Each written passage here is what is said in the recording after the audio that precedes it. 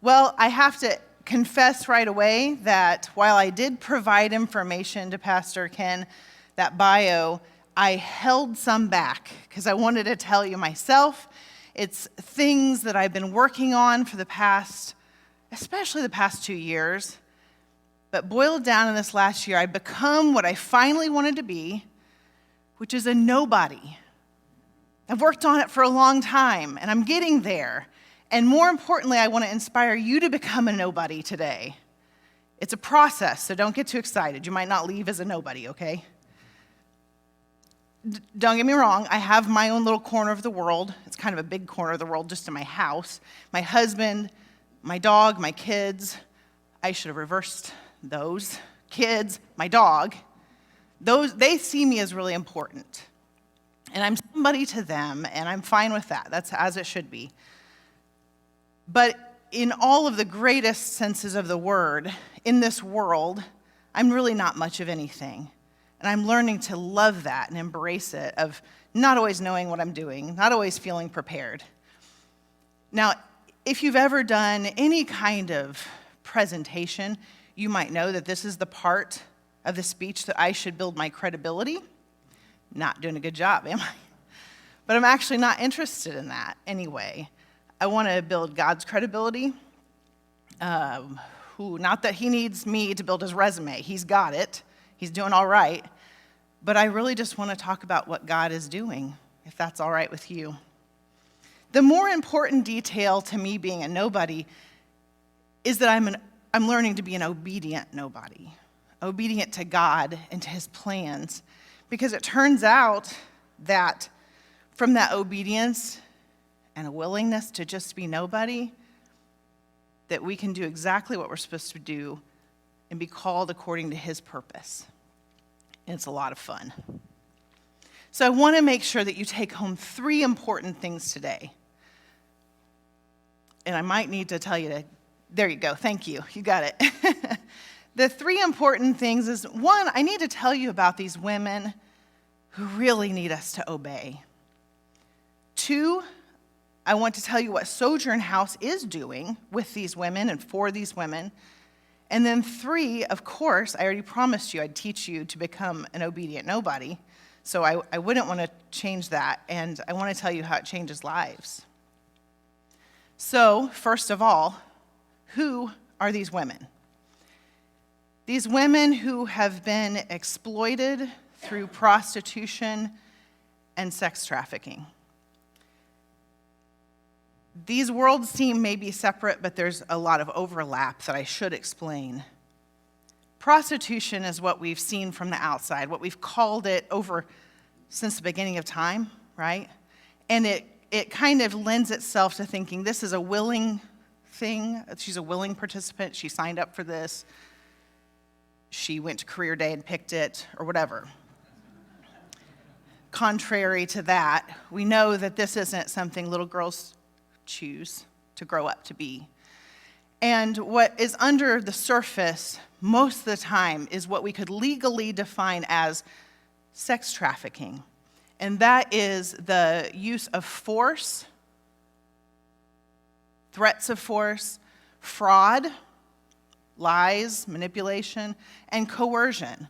There's a lot of pressure behind this from somebody in order to bring about that commercial sex act. So these are women who are not where they want to be, not where they dreamed of being, and definitely not where God planned, but they are in need of a way out. Safety, time, a lot of time to heal, guidance to come up with a plan for her stability and her ongoing safety and to be able to heal.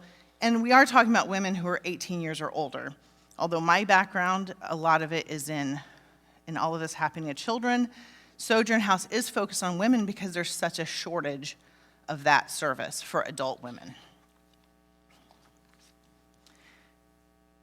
First, before we head off into a different direction, I want to make sure we understand the difference between what Hollywood shows us and the reality of what trafficking really looks like in this area and in this country. It looks in Hollywood like a girl who is, we can go to the next slide, thank you. A girl who is swooped up in a dark windowed van, and it's a high-speed chase, and all of the FBI is chasing, and oh man, it's really great if her dad happened to be an ex-CIA agent with a whole team on the ready. That works out splendidly, and she's rescued, and she goes on to lead a balanced, healthy life with a few bad memories. That's not reality. It makes for good cinema, but the fact is that it's it's a lot more common for women to know exactly who her trafficker is before the crime ever takes place. It's a crime of trust building and manipulation, and those take time. So what it can look like, some very common scenarios. Coercion, remember I said force, fraud, and coercion. This coercion could look like a young lady who hasn't had a lot of input into her life, maybe not a lot of guidance to build up her self-esteem, and so the first man who comes along and tells her she's pretty and great and promises to take care of her, she buys it. The problem is he has bigger plans, and over time, as he plays this game out, he becomes her pimp. And she believes she's doing all this willingly because he's a sneaky dude. And he knows exactly what he's doing to make her think this is part of a life she's chosen, when in fact there's violence, force, and fraud and coercion involved that classify it as trafficking. It may be a young lady who wishes she had a nice, tight-knit family, but doesn't. And her friends at school give her that. Her friends out in the community as she graduates or not. And they also happen to do drugs, they drink, they get her into some awful habits and addictions that leave her very vulnerable to people who are willing and waiting to use that vulnerability. And they offer jobs for modeling, and they offer her acting jobs, and she thinks, that sounds great, I've always wanted to be loved and appreciated. And it's not acting and modeling in the sense she hoped. It ends up being force, fraud, and coercion into trafficking. Most common in this country, and actually in the whole world, a majority of trafficking happens from a young woman's own family. Immediate family, extended family, a cousin, an uncle, a mom. I've seen it all. And as much as we hate to think about this part, that the average age of entry into human trafficking is 13 years old. I am going to talk a lot about women today, although men and young men and boys can be trafficked as well. But Sojourn House has chosen to focus on women who make up the majority of victims and survivors. And so without a safe home, with anywhere good to land, every place she ends up is temporary and dangerous. And the Bible has a word for that. She is a sojourner. She is a person without a home. She is a traveler who finds herself at the mercy of other people regularly. The Bible says in Psalm 146:9, "The Lord watches over the sojourner. He upholds the widow and the fatherless, but the way of the wicked he brings to ruin." Now, we don't get to help a lot of widows in the process of Sojourn House, but we definitely help the fatherless or the functionally fatherless, women who have nobody to anchor their lives and protect them. We also believe at Sojourn House, and we believe it passionately, that all the good things God does, the upholding and the protecting, he can do through us. And that is how he chooses to do so much of what he does, is through his willing nobodies. So, what is Sojourn House? Number 2, Sojourn House exists to defend, restore, and liberate women who have been trafficked and exploited. We do that in 2 phases. Currently, right now, we are able to do that in the community through outreach. We have a full-time case manager of intervention and outreach, Afi Grace. She came to us from the western side of Africa, and she is amazing with these women. She works directly in the community with other service providers who deal with homelessness and other at-risk populations. She also works with the police department so that when they see a situation where they suspect there may be something going on here, we need a little help and support, they know that they can call Affie Grace, and she's able to work with these women. Sometimes it's simple as a bus ticket out of there. Sometimes it's that easy and quick, but the woman just needs to know it's available. Sometimes it's a very long process because, as I explained, a lot of these women have been convinced that this isn't a crime, it's just a mess she got herself into. That's part of the lie. In addition, we're working hard at training volunteers so that we have more than just a few of us working with these women, but it is a lengthy process to be prepared. And so we've started the process. We've had multiple classes, a really amazing turnout of each class of people who just want to help heal these women. Our next phase is transitional housing, and that's actually the heartbeat and the reason why Sojourn House started in the first place. It is also the hardest part of this journey, and we're still working on it. We're still into the renovation process, which is why we're excited to have you all come to us. We're deep into still doing rezoning. This is a school, room by room.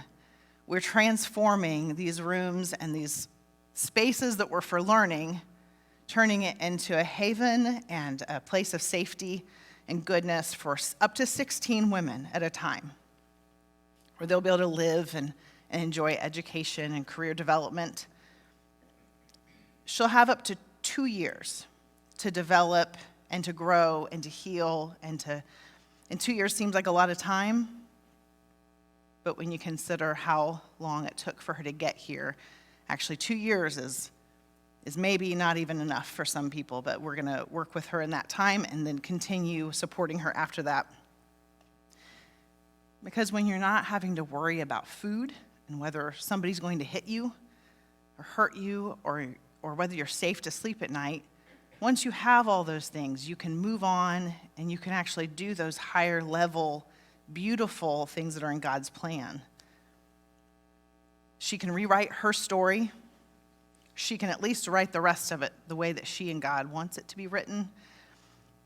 And we can see that rewritten, that new process of authorship of her story in the story of a woman we'll call Trish.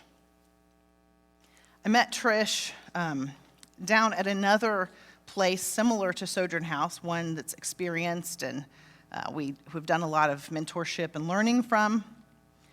Trish was on the street. She was being exploited.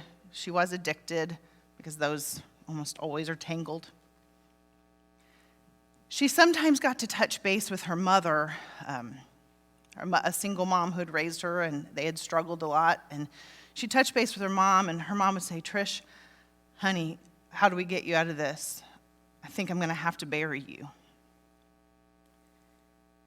Well, as hard as that was for Trish to hear, it didn't change things until a couple years later, Trish learned about a program like Sojourn House, a transitional housing, who was able to help her get on the right track. She signed up, she went, she spent the 2 years working hard at getting clean from drugs, at career development, education. She graduated, she bought a house, she bought a car, so proud. And then a few years later, when her mother was aging and needing a little help and support, she was able to invite her mother in to live with her and care for her.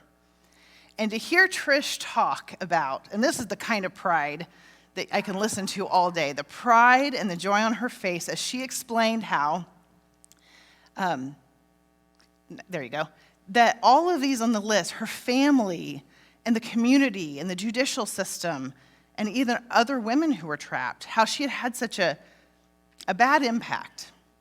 She had been a burden, she felt, and that ripple effect that we all hope is good, she knew hers wasn't. And so she talked to us about how that had changed, how she had seen it all flip over because of God's love and healing and her hard work and her obedience. that now she had a job, she was able to care for her family, she was able to participate in the community. She wasn't a burden to the judicial system anymore.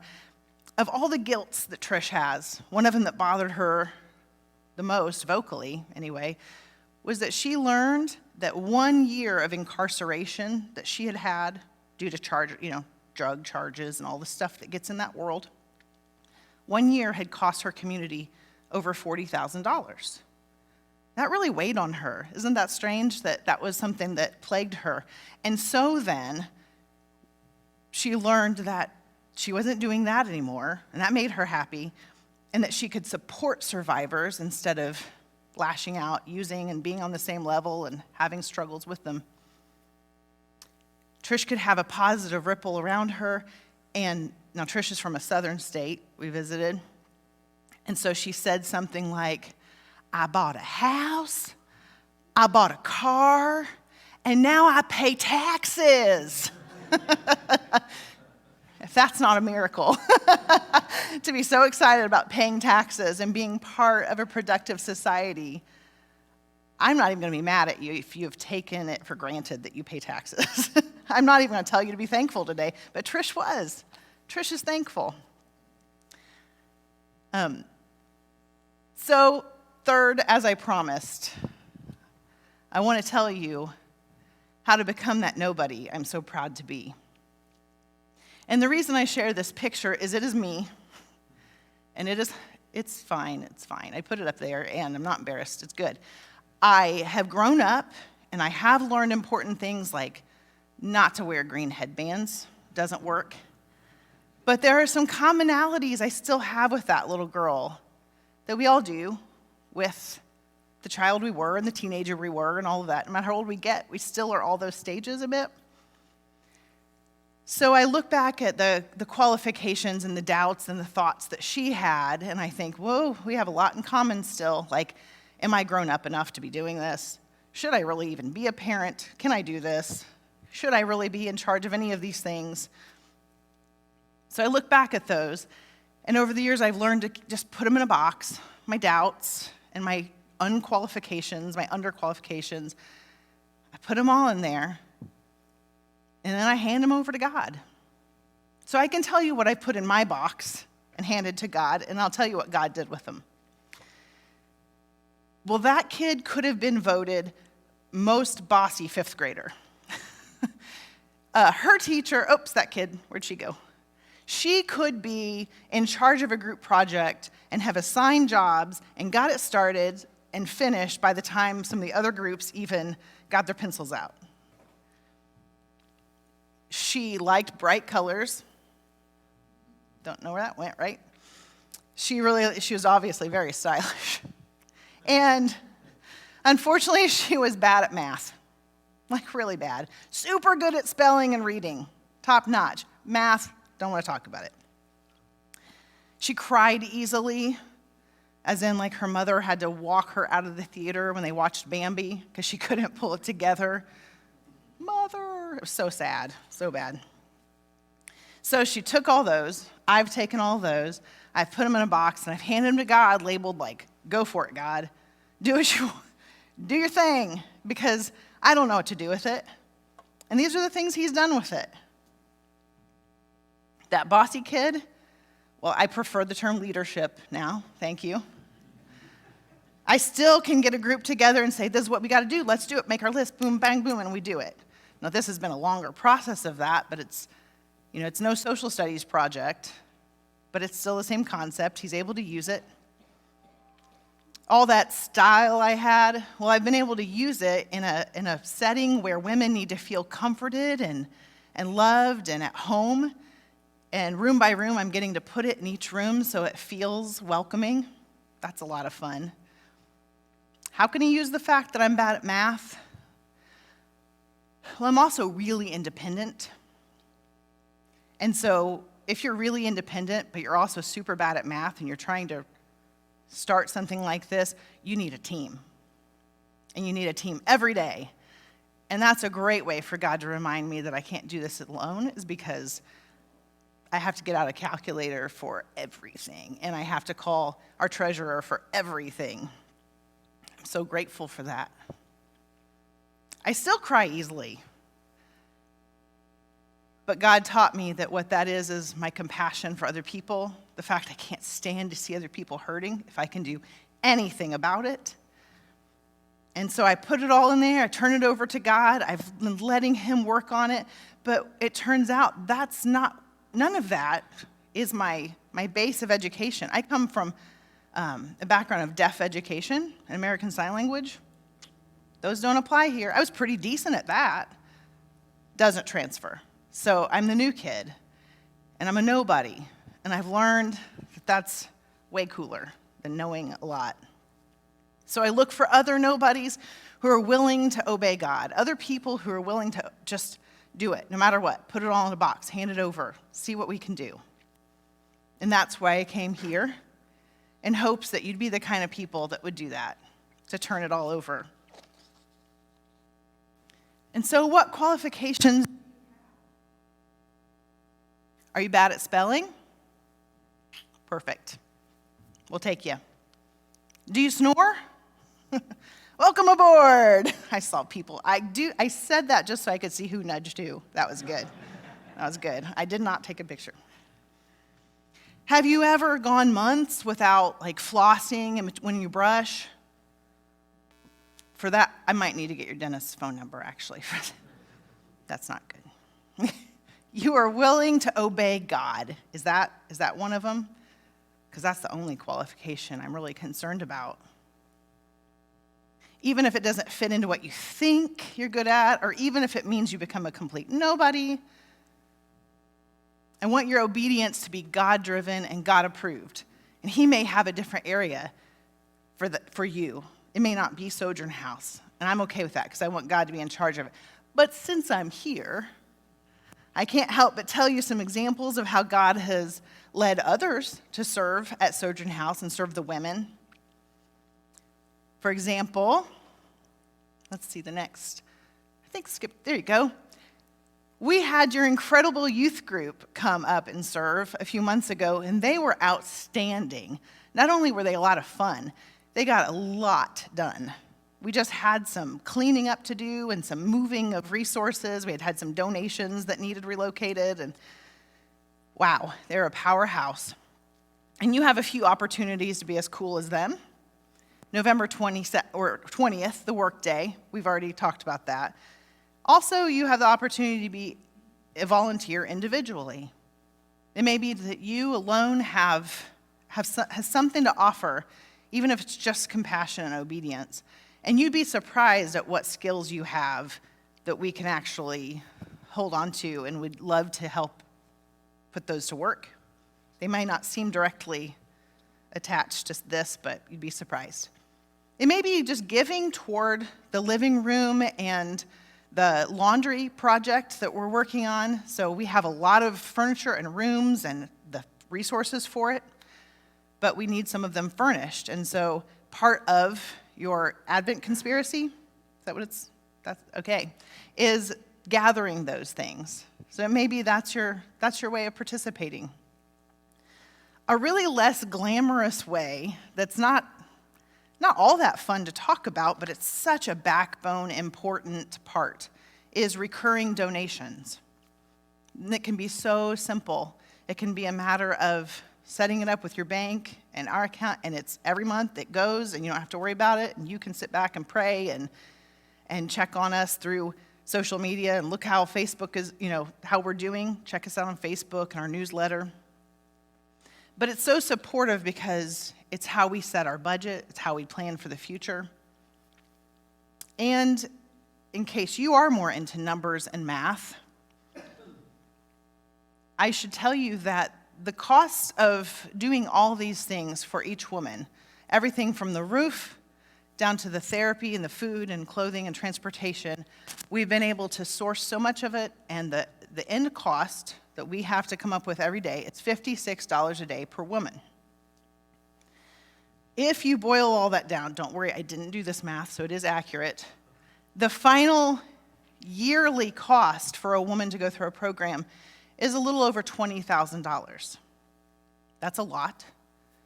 But if you remember Trish, that lady that likes to pay taxes, and her her knowledge that she shared that it costs twice that much for a woman to be in prison, where there isn't hope and there isn't training and a bright future, that this is a pretty good bargain.